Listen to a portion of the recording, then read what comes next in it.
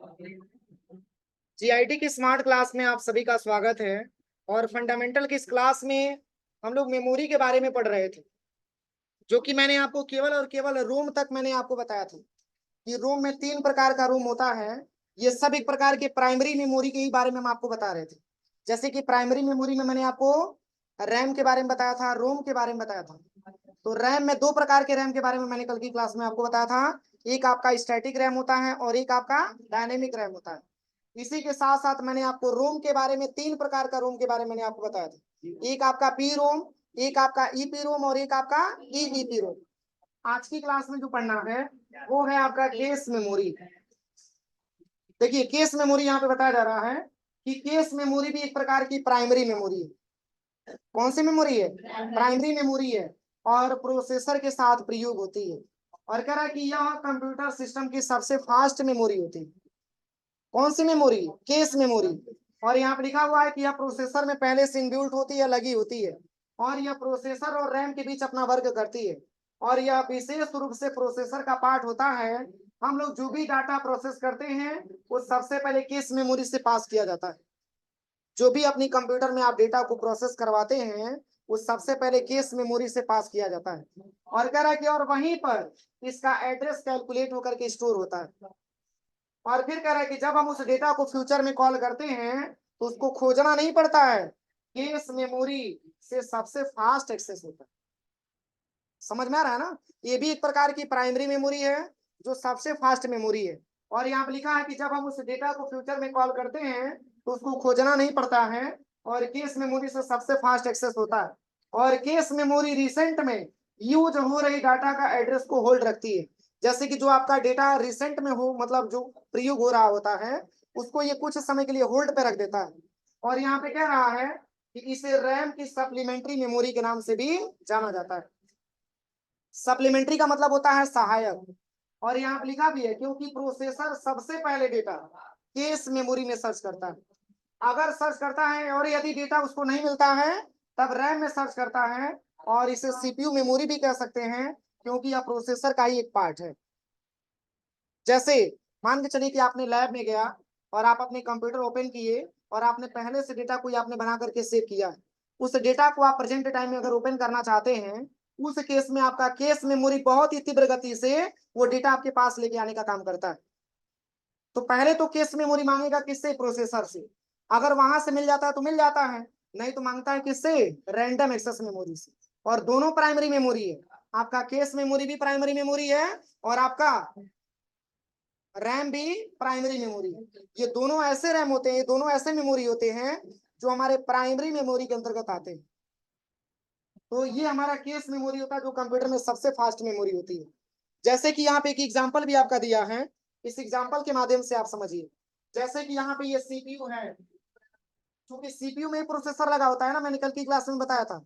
CPU के motherboard में processor का पार्ट लगा होता है, प्रोसेसर लगा होता है। तो सीपीयू सबसे पहले डेटा किससे मांगता है? केस मेमोरी से। अगर केस मेमोरी के पास डेटा अवेलेबल है, अगर केस मेमोरी अगर वो डेटा दे देता है तब तो सही है, नहीं तो ये डेटा मांगेगा किससे? रैंडम एक्सेस मेमोरी से मांगेगा। और ये दोनों मेमोरी हमारा प्राइमरी मेमोरी के अंतर्गत आता है। जैसे एक छोटा सा एग्जांपल मैं आपको बताऊं। देखिए, जैसे कि मान के चलिए कि डॉक्टर साहब है, ध्यान दीजिए। ये डॉक्टर साहब अपने केबिन में बैठे हुए हैं और इनके साथ 2 पेशेंट भी इनके सामने बैठे हुए हैं। एक पेशेंट जो गेट से बाहर इंतजार कर रहा है और एक पेशेंट जो डॉक्टर साहब के बिल्कुल करीब में बैठा हुआ है।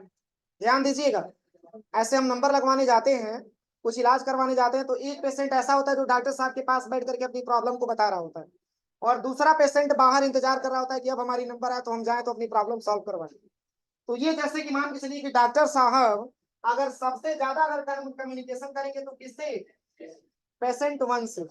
जब ये निकलेगा तब तो इसकी बारी आएगी। अगर जब तक वो वहां पे डॉक्टर साहब के पास रुका हुआ है तब तक ये सेकंड पेशेंट वहां पे नहीं जा सकता। सेम वैसे ही आप समझिए कि जो आपके जो डॉक्टर साहब हैं उसको आप समझिएगा सीपीयू। क्या है? सीपीयू। और ये जो आपका पेशेंट नंबर 1 जो है इसको हम समझेंगे क्या? Case memory. ध्यान दीजिएगा, इसके बाद से हमारा पेशेंट नंबर 2 क्या हो जाएगा? Random access memory. समझ में आया? यानी कि देखिए, जैसे कि सीपीयू सबसे पहले डेटा मांगा किससे? केस मेमोरी से। अगर केस मेमोरी से डेटा मिल जाता है तो मिल जाता है, अगर नहीं केस मेमोरी से मिलेगा तो रैंडम एक्सेस मेमोरी से पुटअप करेंगे। तो ये हमारी केस मेमोरी है। अब चलिए, अगला जो पॉइंट आपका दिया है वो है आपका वर्चुअल मेमोरी। देखिए, वर्चुअल मेमोरी के बारे में बात करें तो वर्चुअल मेमोरी भी एक प्राइमरी मेमोरी के अंतर्गत आता है, क्योंकि अभी हम सेकेंडरी मेमोरी में नहीं पढ़ा है, अभी केवल प्राइमरी मेमोरी हम पढ़ रहे हैं। प्राइमरी मेमोरी में मैंने रैम के बारे में बताया, रोम के बारे में बताया, केस मेमोरी के बारे में बताया। अब हमारे सामने आता है वर्चुअल मेमोरी। और देखिए यहाँ पे क्या लिख रहा है, कह रहा है कि यह एक्चुअल में कोई स्पेशल मेमोरी नहीं है। अगर वर्चुअल मेमोरी के बारे में बात करें तो एक्चुअल में अगर देखा जाए तो कोई स्पेशल मेमोरी नहीं है। और कह रहा है कि हमारे कंप्यूटर में लगी एचडीडी का ही एक पार्ट है। एचडीडी का मतलब होता है हार्ड डिस्क ड्राइव, जो कौन सा मेमोरी होता है? सेकेंडरी मेमोरी होता है। और कह रहा है कि एक ही पार्ट आप इसे ऑपरेटिंग सिस्टम का स्पेशल मैनेजमेंट भी कह सकते हैं। और कह रहा है कि जब सिस्टम पर वर्किंग होती है तो कभी कभी रैंडम एक्सेस मेमोरी का स्पेस कम हो जाता है। जब सिस्टम पे ज्यादा मात्रा में वर्किंग होती है तो रैम का स्पेस क्या हो जाता है? कम हो जाता है, तो हमें एक्स्ट्रा मेमोरी की जरूरत होती है। और ऐसे केस में ऑपरेटिंग सिस्टम इस प्रॉब्लम को सॉल्व करने के लिए हार्ड डिस्क का कुछ पार्ट रैम के साथ उपलब्ध कर देता है, जिसे वर्चुअल मेमोरी कहा जाता है। जैसे मोबाइल में भी आपने देखा होगा, मोबाइल के अलावा भी आप अलग से मेमोरी लगाते हैं। क्यों लगाते हैं? क्योंकि डेटा हमारा लॉस ना हो, लॉस होने से डेटा हमारा बच सके, कुछ डेटा हम आसानी तरीके से उसमें ट्रांसफर कर सके, वो डेटा को आसानी तरीके से लॉस होने से बचाता है। सेम वैसे ही हमारा वर्चुअल मेमोरी काम करता है। एक्चुअल में अगर देखा जाए तो इसका कोई वर्क नहीं है हमारे कंप्यूटर में, लेकिन फिर भी बिना इसका कोई काम भी संभव नहीं है, क्योंकि ये तब काम करता है जब रैम का स्पेस कंप्लीट हो जाता है, भर जाता है, तब हमको एक्स्ट्रा मेमोरी की जरूरत होती है। तो एक्स्ट्रा मेमोरी के तौर पे हम कौन सा मेमोरी यूज करते हैं? वर्चुअल मेमोरी स्टोरेज, जो हमारे डेटा को लॉस होने से क्या कर लेता है? बचा लेता है। जैसे कि यहाँ पे लिखा भी है वर्चुअल मेमोरी के बारे में, यहाँ पे क्या लिखा हुआ देखिए। सबसे पहले यहाँ पे लिखा है, देखिए यहाँ पे क्या बताया जा रहा है वर्चुअल मेमोरी के बारे में। कह रहा है कि part of the hard disk reserve as RAM. एक प्रकार का पार्ट होता है किसका? हार्ड डिस्क का। रिजर्व होता है किसके लिए? रैम के लिए। क्योंकि रैम का जब स्पेस कंप्लीट हो जाएगा तब हमको एक्स्ट्रा मेमोरी की जरूरत पड़ेगी। और यहाँ पे सेकंड पॉइंट लिखा हुआ है कि when RAM modules become full the CPU access the hard disk to store and retrieve data. यानी कि यहाँ पे बताया जा रहा है कि जब हमारा सीपीयू, यहाँ पे बताया जा रहा है कि जब रैम का स्थान कंप्लीट हो जाता है, जब भर जाता है, तो सीपीयू उस डेटा को एक्सेस करने के लिए हार्ड डिस्क के साथ उस डेटा को, जैसे कि रीड्राइव का मतलब होता है खोने से बचाने के लिए, वर्चुअल मेमोरी का इस्तेमाल करती है। और फिर यहाँ पे क्या लिखा है? Slower then RAM. और ये रैम से क्या होता है? स्लो भी होता है। ये सभी के सभी हमारे एक प्रकार के प्राइमरी मेमोरी। और रजिस्टर मेमोरी एक प्रकार की प्राइमरी मेमोरी होती है, जो डेटा को परमानेंट नेचर में नहीं लेकिन कुछ समय के लिए डेटा को स्टोर करने का काम करती है। अब यहाँ पे अगर हम बात करें तो जो सेकंड पॉइंट आपका आता है, अब कौन सा मेमोरी? Secondary memory. अभी तक तो हम केवल प्राइमरी मेमोरी के बारे में अभी अभी तक हम लोग पढ़े हैं। सोचिए, इतने सारे मेमोरी जो प्राइमरी मेमोरी के अंतर्गत आता है, किसका क्या वर्क होता है, ये सारे के सारे मैंने आपको बताया है। लेकिन डेटा क्या परमानेंट नेचर में स्टोर करता था? बोलिए, परमानेंट नेचर में स्टोर करेगा क्या? Secondary memory. क्योंकि सेकेंडरी मेमोरी को हम एक्सटर्नल मेमोरी के नाम से भी जानते हैं। आपने नाम सुना होगा पेन ड्राइव, क्या है? सेकेंडरी मेमोरी है। मोबाइल में जो आप मेमोरी कार्ड लगाते हैं जिसको चिप बोलते हैं, सेकेंडरी मेमोरी।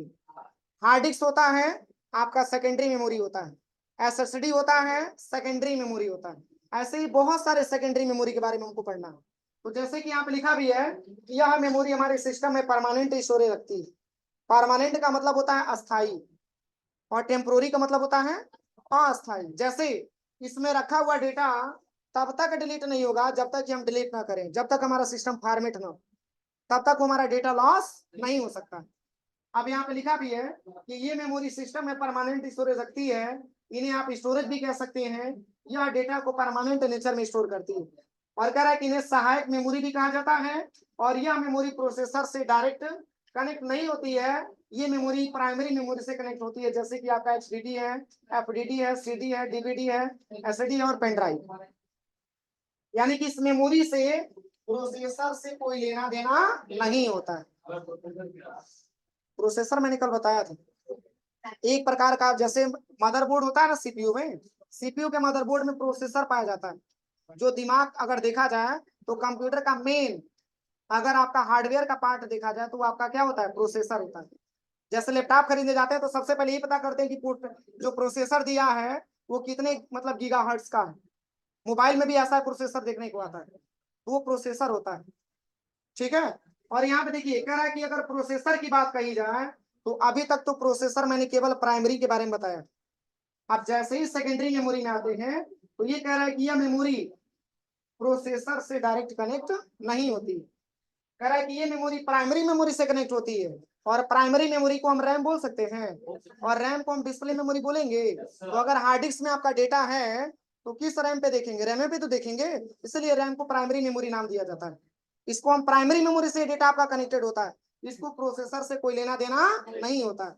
जो हमारे पेन ड्राइव में जो डेटा है अगर हम उसको सीपीयू में लगाते हैं तो वही डेटा हमारा रिप्रेजेंट होता है किसमें, डिस्प्ले पे, और डिस्प्ले को random access memory, primary memory के नाम से जानते हैं।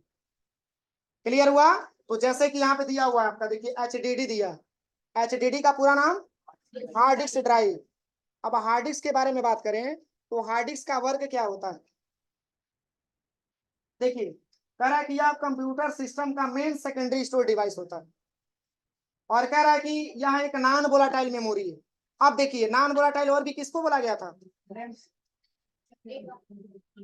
और रोम को बोला गया था, रैम को वोलाटाइल बोली गया था, रैम को वोलाटाइल मेमोरी बोला गया था, और रोम को नॉन वोलाटाइल बोला गया था।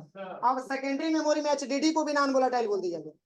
क्यों, क्योंकि ये डेटा को परमानेंट नेचर में स्टोर करता है, इसलिए हम इसको नॉन वोलाटाइल बोल सकते हैं।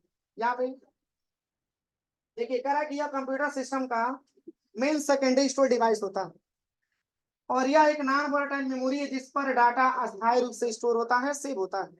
और कह रहा है कि हार्ड डिस्क कंप्यूटर में डेटा स्टोर करने के लिए सबसे प्रचलित सेकेंडरी स्टोर डिवाइस है, और किसी भी कंप्यूटर में कोई और सेकेंडरी स्टोरेज हो या ना हो, एक हार्ड डिस्क जरूर लगा होता है।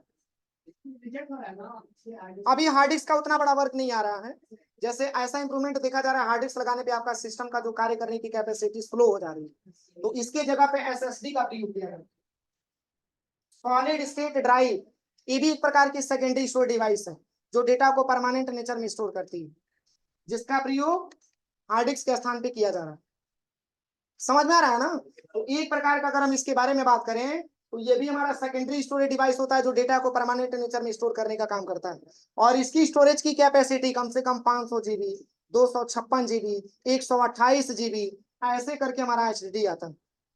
आप खुद सोचिए कि सुबह से लेकर शाम तक कितने सारे बच्चे हमारे कंप्यूटर पे प्रैक्टिकल करते हैं।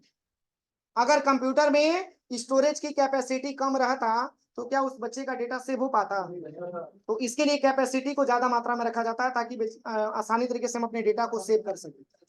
जैसे आप ही हैं तो मान के चलिए कि आपको लैब आप करने गए, आपने कोई डेटा सेव करके चला गया, कल की डेट में आप आते हैं तो उसको जरूर खोजते हैं। अगर सेकेंडरी स्टोरेज डिवाइस का स्टोरेज अगर ज्यादा नहीं होता तो आपको डेटा वो लॉस हो जाता, मिल नहीं पाता। तो ये हमारा एचडीडी होता है। अब इसके बाद से क्या आता है, तो इसके बाद से आता है फ्लॉपी डिस्क, जिसका पूरा नाम होता है फ्लॉपी डिस्क ड्राइव, और इसको शॉर्ट में एफडीडी के नाम से जाना जाता है। और यहाँ पे लिखा है यह एक मैग्नेटिक स्टोरेज माध्यम होता है, और पहले के समय में फ्लॉपी डिस्क का प्रयोग ऑपरेटिंग सिस्टम को स्टोर करने के लिए किया जाता था। अब इसका उतना ज्यादा यूज नहीं है, लेकिन पहले के समय में ऑपरेटिंग सिस्टम को स्टोर करने के लिए किया जाता था। जैसे Windows operating system, Windows 10 operating system, Windows 7 operating system, इस डेटा को स्टोर करने के लिए पहले इसी मेमोरी का ज्यादा मात्रा में प्रयोग किया जाता था। चलिए इसके बाद से जो पॉइंट आपका दिया है, नेक्स्ट पॉइंट आपका आता है सीडी। आपने देखा ही है सीडी, सीडी का स्ट्रक्चर यही है जिसका पूरा नाम होता है कॉम्पैक्ट डिस्क। क्या आज के समय में सीडी का प्रयोग हो रहा है, एंटीवायरस आपने नाम सुना होगा, अपनी कंप्यूटर में एंटीवायरस डाला जा रहा है, ड्राइवर डाला जा रहा है, वो सीडी में ही आ रहा है।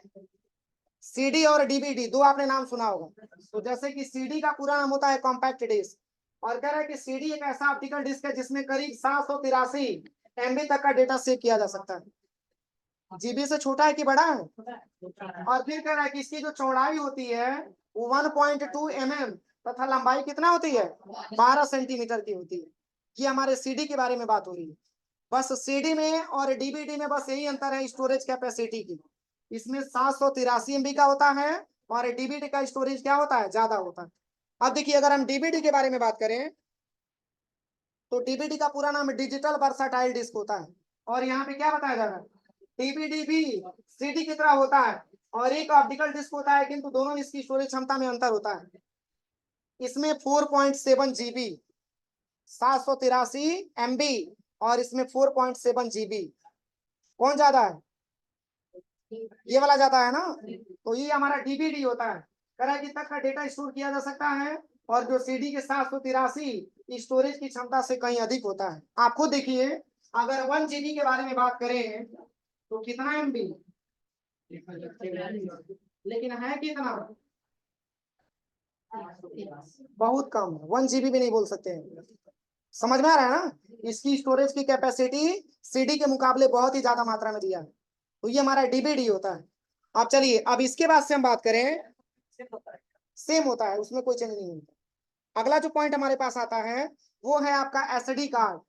और एसडी कार्ड का पूरा नाम होता है सिक्योर डिजिटल कार्ड। यही तो होता है जिसको आप चिप बोलते हैं। 32 GB, 16 GB, 8 GB, 2 GB, ऐसे बहुत सारे।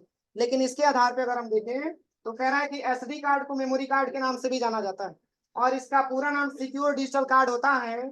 इसका प्रयोग सभी प्रकार के मोबाइलों में डेटा को स्टोर करके रखने के लिए किया जाता है। और कह रहा है कि इसे कार्ड रीडर की सहायता से कंप्यूटर में भी प्रयोग किया जा सकता है। जैसे इस समय की बात करें तो मोबाइल में बहुत ज्यादा स्टोरेज दे देगा, अभी हमको अलग से मेमोरी लगाने की आवश्यकता नहीं है। लेकिन सोचिए अभी इस समय उतना, पहले जब इसका प्रचलन नहीं था तो इसी मेमोरी कार्ड के माध्यम से, कार्ड रीडर के माध्यम से अपना डाउनलोड करके कुछ हम चला पाते थे। अपनी कंप्यूटर में आपने कुछ डाउनलोड करके रख लिया, या तो आपका वीडियो हो गया, MP3 सॉन्ग हो गया, उसको आप डाउनलोड करने के बाद क्या करते थे, कार्ड रीडर के माध्यम से आप उसको निकालते थे और मेमोरी में भर करके तब जाकर के अपने मोबाइल में आप चलाते थे। हाँ, कीपैड, कीपैड में सबसे ज्यादा चलता था ये। लेकिन आज देखिए टेक्नोलॉजी कितना आगे बढ़ चुका कि आपके मोबाइल में ज्यादा मात्रा में स्टोरेज दे रखा है, इसकी बिक्री कम हो गई। बोलिए, है कि नहीं है, इसकी बिक्री कम हो गई। हाँ, परमानेंट स्टोरेज रखता है, जब तक हम उसको डिलीट नहीं करेंगे तब तक डिलीट नहीं होता। अब चलिए इसके बाद से जो अगला पॉइंट आपका दिया है वो है आपका पेन ड्राइव। सबसे ज्यादा इसका आज इसका प्रचलन है, किसका, पेन ड्राइव। तो यहाँ पे बताया जा रहा है कि पेन ड्राइव को फ्लैश ड्राइव के नाम से भी जाना जाता है और वर्तमान में डेटा स्टोर करने के लिए पेन ड्राइव का बहुत ही ज्यादा प्रचलित डिवाइस है। मतलब सबसे ज्यादा आज के समय में अगर देखें तो पेन ड्राइव का ज्यादा मात्रा में प्रयोग किया जा रहा है। एक छोटा सा डिवाइस है पेन ड्राइव, एक छोटा सा मेमोरी है, उसको पॉकेट में रखे कहीं पर भी लेके जा सकते हैं। इसकी साइज बहुत बड़ी तो नहीं है, बहुत छोटी है। बोलिए, फिर भी इसमें आप 64 GB तक का डेटा सोचिए आप स्टोर कर सकते हैं और अपना कहीं पर भी लेके जा सकते हैं।